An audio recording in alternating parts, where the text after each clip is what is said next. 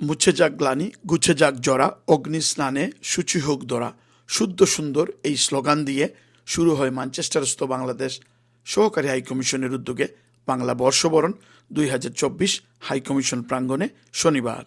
দূতালয় প্রধান এম নাজিরুজ্জামান ও শিল্পী বারৈয়ের যৌথ উপস্থাপনায় স্বাগত বক্তব্য রাখেন সহকারী হাইকমিশনার কাজী জিয়াউল হাসান।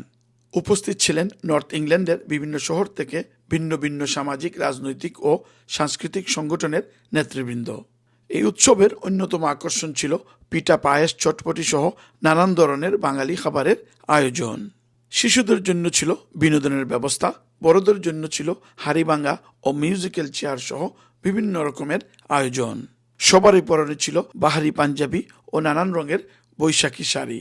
বিভিন্ন ধর্ম ও বর্ণের মানুষের সক্রিয় অংশগ্রহণে একটি সার্বজনীন উৎসব হয়ে উঠেছিল এই বর্ষবরণ বলে জানিয়েছেন সহকারী হাইকমিশনার কাজী জিয়াউল হাসান। পয়লা বৈশাখ তথা নববর্ষ উপলক্ষে বৃহত্তর ম্যানচেস্টার, উত্তর পূর্ব, উত্তর পশ্চিম ইংল্যান্ড, আইল অফ ম্যান এবং স্কটল্যান্ডের সকল বাংলাদেশি এবং ব্রিটিশ বাংলাদেশি ভাই বোনদেরকে শুভ নববর্ষ।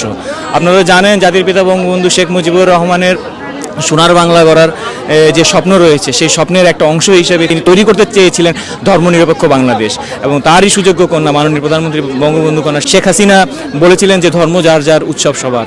সেই উৎসবের অংশ হিসেবে পয়লা বৈশাখ নববর্ষ আমাদের বাঙালি জাতি, আমাদের ঐতিহ্যের একটা অংশ। এখানে জাতি, ধর্ম, বর্ণ নির্বিশেষে সকলে আমাদের এই উৎসবে অংশগ্রহণ করে থাকে। আজকে আপনারা দেখেছেন দিনব্যাপী আয়োজিত এই অনুষ্ঠানে বৃহত্তর ম্যানচেস্টারের বিভিন্ন প্রান্ত থেকে বাংলাদেশি, ব্রিটিশ বাংলাদেশি, তৃতীয়, চতুর্থ এবং পঞ্চম প্রজন্মের ব্রিটিশ বাংলাদেশিরাও কিন্তু এই অনুষ্ঠানে অংশগ্রহণ করেছে।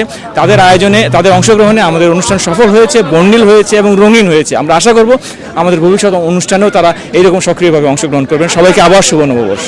সৈয়দ সাদেক আহমদ, নিউজ 71, ম্যানচেস্টার সহকারী হাইকমিশন, ম্যানচেস্টার।